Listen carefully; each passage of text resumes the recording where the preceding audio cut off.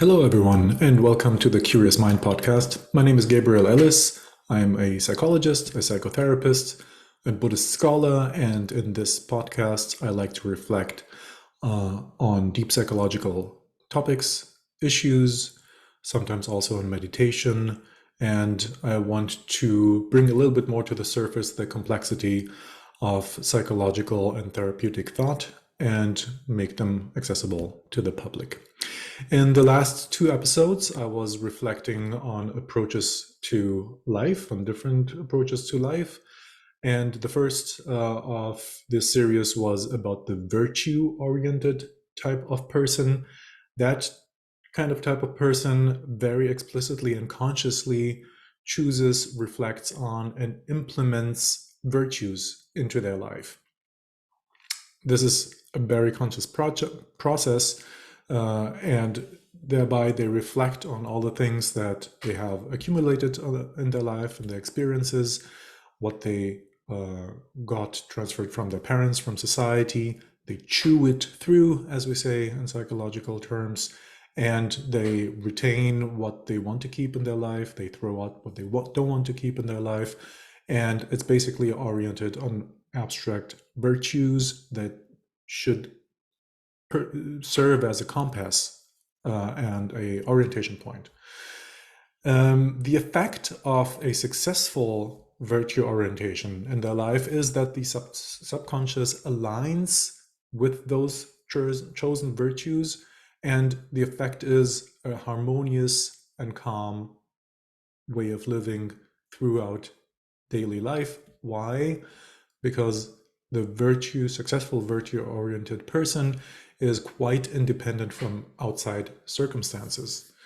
Whatever happens on the outside, the virtue-oriented one still follows their virtues, and additionally, whatever happens on the inside. So pretty much regardless of feelings, thoughts, hopes, wishes, expectations, worries, fears, and so on, people adhere to their virtues, and because virtues per definition are installments into my own psyche with which the whole subject resonates, as an effect, the subconscious submits itself and gives up its more need-oriented logic.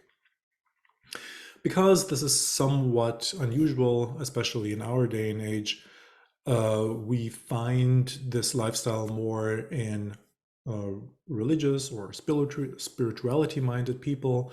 And in the episode, I got into a little bit more depth on what the right preconditions are, because of course it's not about people who are supposedly or somewhat religious or spiritually oriented. No, in the successful virtue-oriented type, there's a whole psychological transformation going on, which indicates how rare this actually is.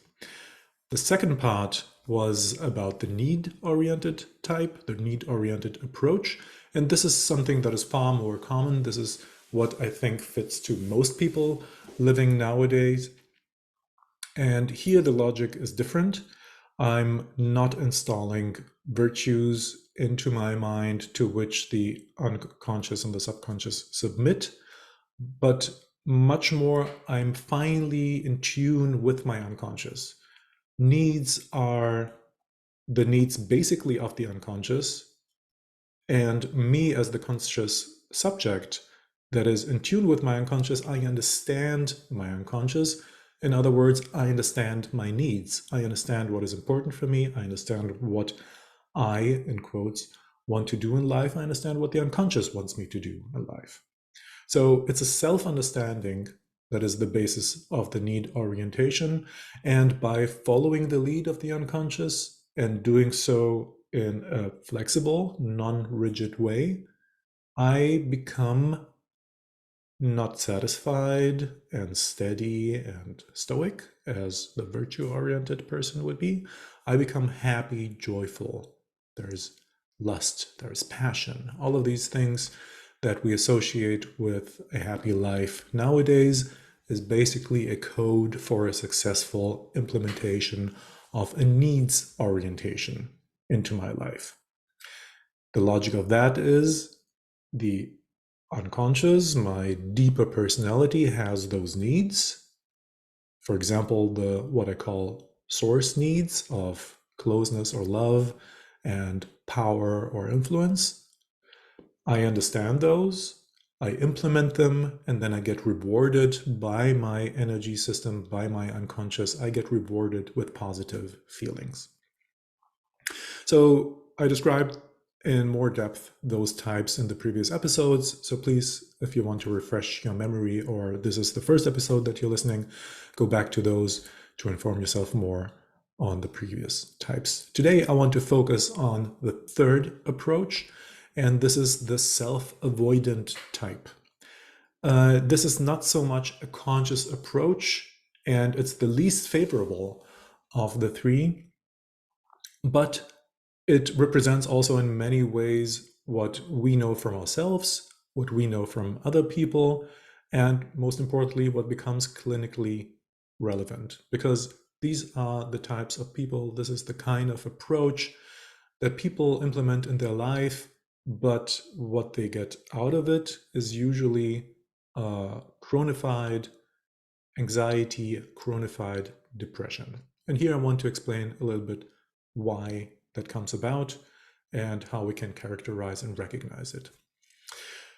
So I call it the self-avoidant type because we exactly lack in this approach an understanding and implementation of virtues on the one hand, and we lack, on the other hand, also an understanding of the unconscious. So we, in this self-avoidant approach that we involuntarily take, we know from other people, we know from media, our parents, from society in general, what the supposed needs are, but we are unable to really implement them in a successful way because we don't know our specific needs fingerprint. We don't know ourselves that well. So we're kind of guessing, hit and miss. We're doing something here, something there. It doesn't work. What is the result of that? The result of my specific unconscious is that it sees that its needs are not satisfied by me. And because of that, it punishes me with uncomfortable feelings, basically saying, well, if you don't satisfy my needs, then I will push you to do it. I will force you to do it. And or it will limit and reduce the quality of our communication so that it will, in simplified terms, it will stop talking to me. And when the unconscious stops talking to me, I have even less of an idea of what I want and what is important for me. And because of that, I basically must fail. So the result of such a self-avoidant approach, of such a self-avoidant type, is unpleasant feelings and impulses. Now, many people have that, and we need still to cope. We want to live our life. And typical coping mechanisms with this approach is avoidance. We want to avoid situations that cause uncomfortable feelings in us. We want to avoid thoughts and feelings that cause uncomfortable impulses and feelings in us. So avoidance is one coping mechanism. Distraction is another coping mechanism. Distraction nowadays, of course, with digital media, social media, music, superficial entertainment, social encounters, and so on. There's so many ways that we can distract ourselves. Shopping and naturally, our society especially provides many possibilities to distract ourselves. So it's avoidance as one possibility to cope. Second is distraction as another possibility to cope.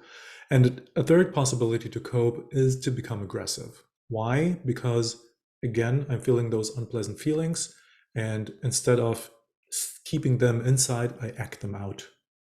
And the unpleasantness inside turns into an aggression and an impulse to destroy on the outside. There are people who take that also inside. There's Very often we see a similarity of approaches to the outside world and the inside world, and those people are auto-aggressive. They harm themselves, they overly judge themselves, they look down on themselves. And here when we tune in to the inner monologue of how people talk to themselves, and we ask them, well, how do you react to a failure, for example, in life, in work, in relationship? It's very harsh what we come to hear. I am not worthy of anything. I'm a piece of shit. I am not worth living. I'm pointless. I'm not worthy of this or that. So this is how people who cope with autoaggression, how they deal, how they react to those uncomfortable impulses that appear on the inside. A skill that people develop with this approach is control. Not because it's working perfectly, but it is somehow working. For sure, to a certain extent, for a certain time. And what those people learn to do is they learn to control the environment, which can be financial, which can be geographical, which can be at work, in relationships. So whatever pertains to the external life, this is what they learn to control, especially if they're smart and intelligent. And or they learn to control the inner life. They become good at suppressing emotions, for example, successfully distracting themselves, abuse of drugs and alcohol, for example. This is how I directly influence my internal system, my energy system. And again, from my experience, it might work for a while. Let's say people develop a depressive, aggressive, or anxious style in puberty when they're 12, 13, 14, 16 years old. It might go well for about 10 years. And then the cracks show and they come to the limitations. So it's not something that is super sustainable, but it might work enough for a while so that they are encouraged to continue on this path of control, self-control, and control of circumstances, and B, it leads them to neglect other approaches of coping mechanisms which might be more sustainable and more healthy. So they learn to become good in control, and they avoid, or they don't progress in the development of coping mechanisms that are other than control. So they're handicapped on both ways. Let's go a little bit more again into the consequences of this type if it goes badly. One is anxiety. Anxiety is characterized as the fear of or avoidance of inner states of mind, feelings, thoughts that are unpleasant. This is one type.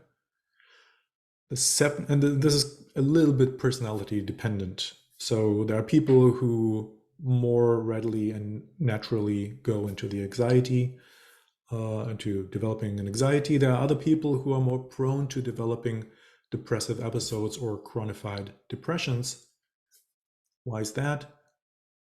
Well, because the communication with the unconscious is severed, is problematic. The unconscious stops communicating with me, or it stops giving me clues to what my needs are.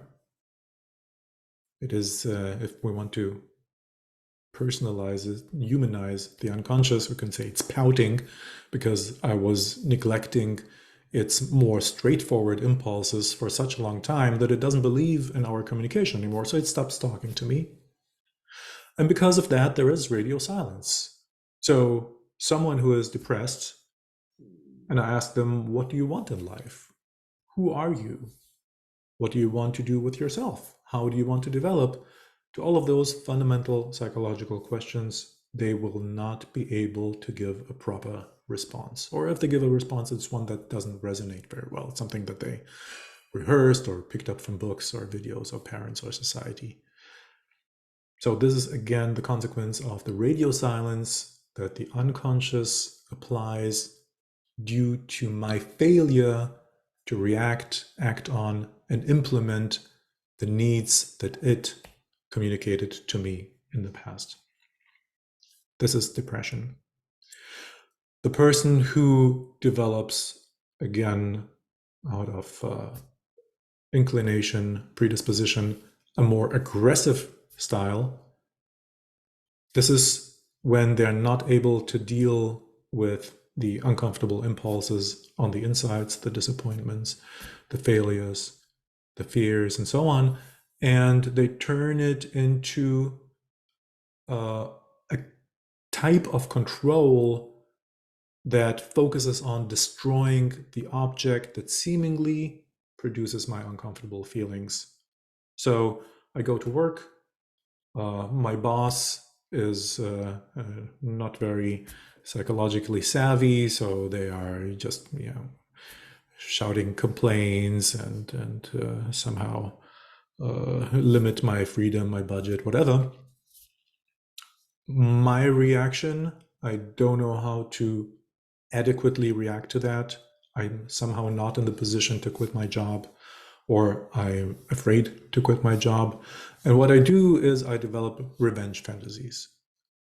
One possibility is I go through a lot of scenarios of what I could have, should have done, or what I plan to say next time, or I straightforward go into revenge fantasies, how I will destroy them online. I will physically harm them. I will abuse them in some way. It can get pretty nasty, as we all know, when it stays in the fantasy realm. Maybe they talk behind the backs and so on. So those little revenge activities and communications as well. But this is a coping mechanism for the inability to deal with the discomfort that is a proxy created by, for example, those bosses, those authorities. Something that is happening inside, I'm unable to deal with it, and my reaction is I want to control or destroy the object outside. Generally, it's common for self-avoidant types to feel depleted. They have a lack of energy. They obviously have a lack of satisfaction in life. There is a constant loss of energy, because where's the energy coming from? The energy is coming from a successful fulfillment of my needs. If I don't know my needs and more or less have to guess my needs, then it's hit and miss. More often than not, I will do something that doesn't fit my needs. So I wasted energy without getting it back afterwards. So I'm always running on a low battery. Another typical expression is lethargy, weakness, and fatigue.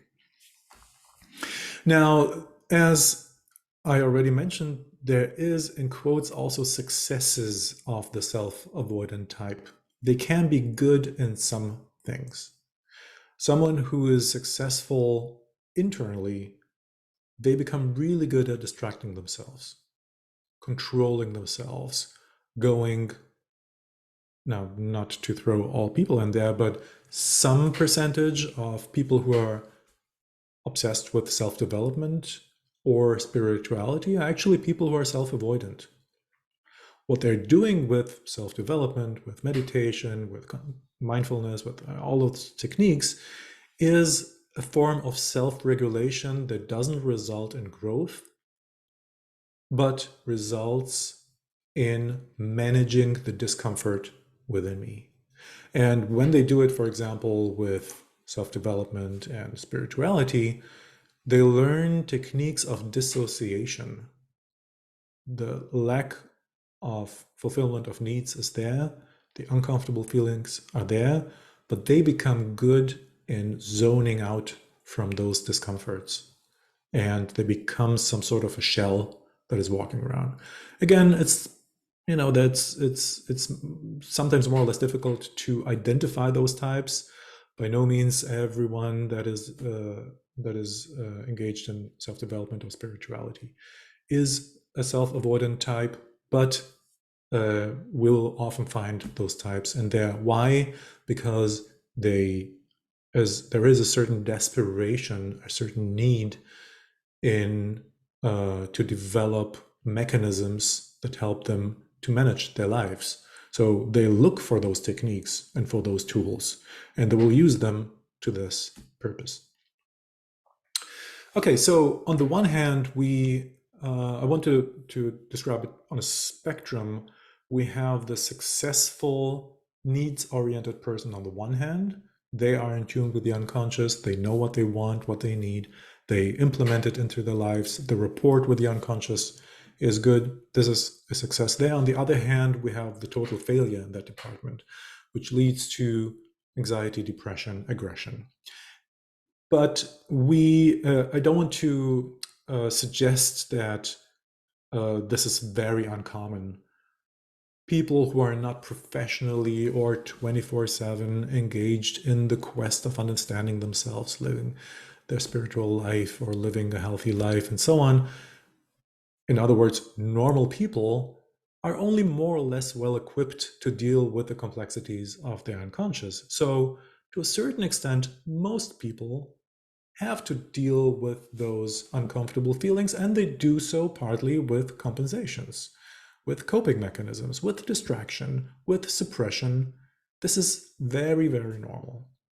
And so, there's kind of an understanding in depth psychology that normal people, in quotes, are neurotic. And this is what they mean with that.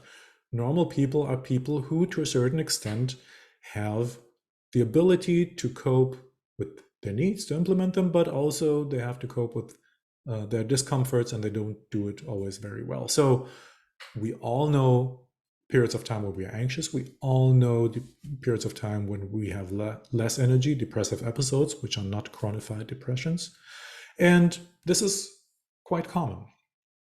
We are the ones that are in the middle of the spectrum between great need satisfaction and no needs satisfaction. Another type of person that has become quite known and talked about these days is someone who suffers from burnout. A burnout has, and by the way, this is not an official diagnosis, there is no recognized international diagnosis of burnout. It's only certain countries, a few European countries, who have acknowledged burnout as an official diagnosis. So let's use burnout in the more colloquial, non-professional way. A burnout has many similarities with a depression, actually, but it typically is connected to circumstances pertaining to work. So, to characterize a burnout person strictly with the terminology of depression is not fair, because they might have quite a few aspects of their life in order. They might have a good relationship, hobbies, friendship, they do sports, many things that they do, they are well equipped in, but what they have not managed is their expenditure and energy in work. And here we can use the concepts and terms that I used to describe the self-avoidant person a little bit better with this example. Someone who is burnt out has gotten a lot of signals from their unconscious over time. Quit this job, leave it, don't work that much, don't bother with work, focus on family and friends. These are things that they tell themselves, or in my terminology, this is what their unconscious is telling them. Now, what has happened? For whatever reason, maybe it's financial distress, maybe it's obligation, maybe it's fear of not being able to change the job within the company, outside of the company, or whatever it is. For some reason or another, they have neglected and ignored those signals from the unconscious. So the unconscious was bombarding them every day and in those sleepless nights with the messages of stop it, quit, don't go, change it, don't let them get to you. Learn to say no. All of these things that we know that lead to burnout. The conscious individual ignores it. And then, as I described before, but here in a more limited way, only because of pertaining to work, the unconscious stops communicating with them and stops giving them direct clues of how to be satisfied and happy. So what people who suffer from burnout or develop burnout symptoms, what they are reduced to is to manage themselves rather worse than better. So they try to learn how to sleep a little bit better. They try to learn a little bit better how to deal with uncomfortable authoritative bosses, with a mobbing situation at work, or whatever it is. But clearly this goes in the wrong direction. Their unconscious wants something else. Their unconscious is telling them, stop it, leave it, let it go. To put it simply. So this is the characterization of burnout with those tools and concepts that I've described before. Another thing that I want to mention is sometimes self-avoidant people, because they have developed those control mechanisms, from the outside, they might look like virtue-oriented people, and they might actually think, as long as they're successful, that they are virtue-oriented people, virtue-oriented types. Now, how can we distinguish the two? Again, the virtue-oriented person does not bother to focus on success. A virtue-oriented person does not need success.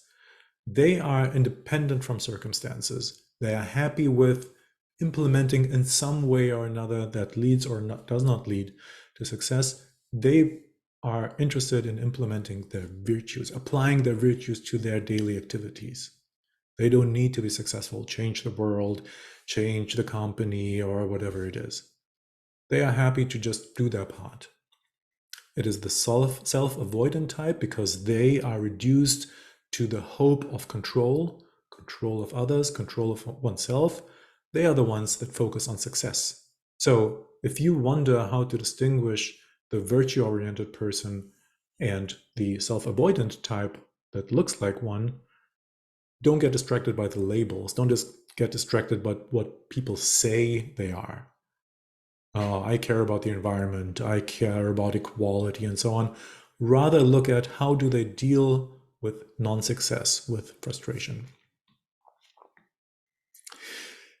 Because control, self-control, and control of circumstances is such an important feature of the self-avoidant type, and as I said, people who are smart in basically all the mundane ways, intellectual and so on, people who are smart and self-avoidant can become in outside world quite successful. They can be managers, they can be CEOs. Not that everyone is that type, but because this was their way out. This was their go-to tool, strategizing, politics, self-control. What we often term as worldly success, this is things that they develop in order to get by. So when it comes to dealing with stress, dealing with complex situations at work, at politics, wherever, they are the ones who have the tool set ready to go. And that might even look quite attractive to the outside. We are intimidated by people like that. We might fear them, but we might respect them. What we cannot do, we cannot look inside of them. And often enough, we can only read in biographies and from people who know those people very well, that internally they are empty, in brackets, depressed, or miserable, which is anxious. The aggression often enough plays out in daily life anyway, in relationships and in work. Those people who are successful, they have not much shame to be aggressive, towards others in the workplace. Okay, so since I come to talk about how they deal with other people, let's focus on that. So how does the interpersonal space, the interpersonal area of people who employ the self-avoidant type, how does that look like? Because they don't know themselves, they can also not represent themselves authentically.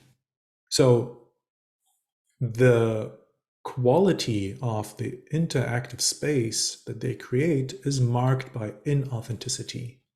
They wear a mask. They develop a persona. A persona in psychology is a term for developing, so to speak, a different person for the outside. People who know those people well, if I'm a friend of someone who is a self-avoidant type, I might see them in social situations and wonder who is that person, because in a one-on-one situation where they have trust and we are friends, they are completely different. They might be more introvert, more insecure, and so on and so on. But suddenly we go to a party, we go to some job event, and they are eloquent and boasting, and I might not recognize them. This is the persona. This is the inauthentic mask that they have learned to employ and to use in intimidating social situations. I would like to distinguish in this interpersonal realm two types, two, again, approaches of the self-avoidant type. One is the anxious avoidant approach. These are people who stay at home. They are withdrawn. For them, interpersonal situations, especially with unknown people, are so uncomfortable that they simply have learned to avoid them. And the other type is the manipulative aggressive type. And these are the ones that look successful, communicative, attractive, all of those features that might look enticing from the outside, but those people internally are dissatisfied. Also, those people, even though they seem to manage those social situations amazingly, yes, they get the attraction and so on, so this gives them a little bit of boost, but ultimately they also go home and feel empty because they were not authentic enough in those social situations to reap the rewards of fulfilling their actual needs for acknowledgement and appreciation. In even more complex interpersonal realms, in intimate relationships, how does that play out? In intimate relationships, the self-avoidant type is reduced basically to two possibilities. One is to become regressive symbiotic. They have the tendency to fuse with a partner, to choose partners who are willing to fuse with them. And because I don't know my needs, I don't know who I am, in a symbiotic relationship, I can delegate my self-knowledge to someone else. I will expect from my partner to take care of me. I expect from my partner to read my mind, to understand my needs, even when I don't understand them, and to satisfy them.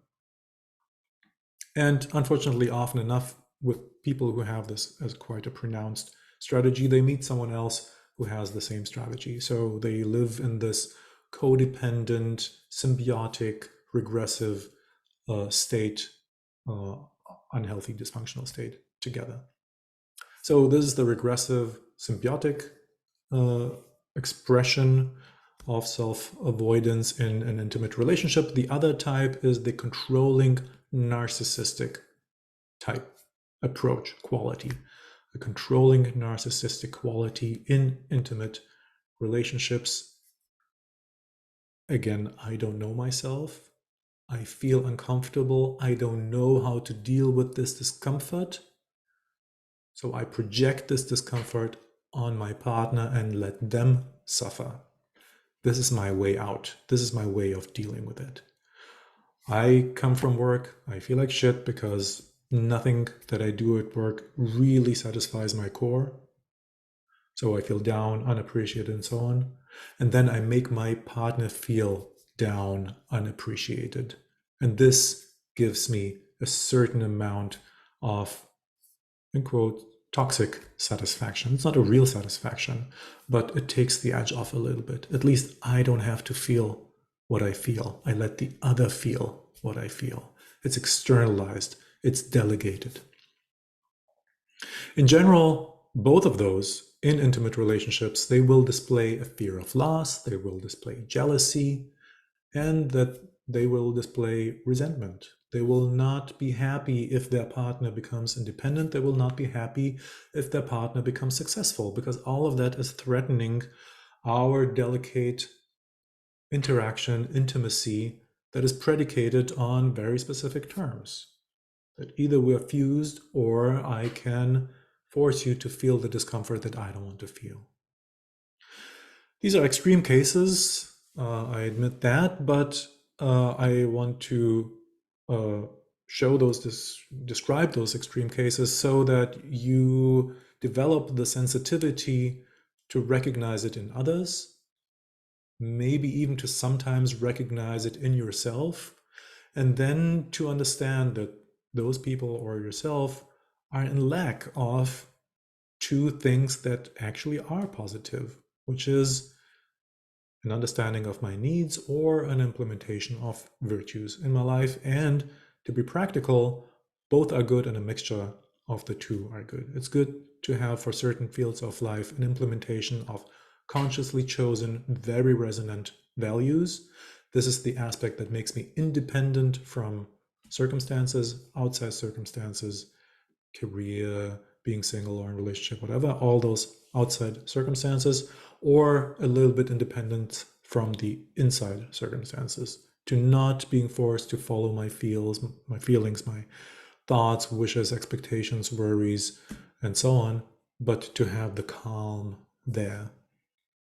A mix of this and a needs orientation where I, in parts, know myself well, I know what my needs are, follow them, implement them, communicate them, and thus become happy. And this is, I think, what we can try to achieve in our life, to have areas where we are calm and independent, and others where we have the ability to become happy and satisfied.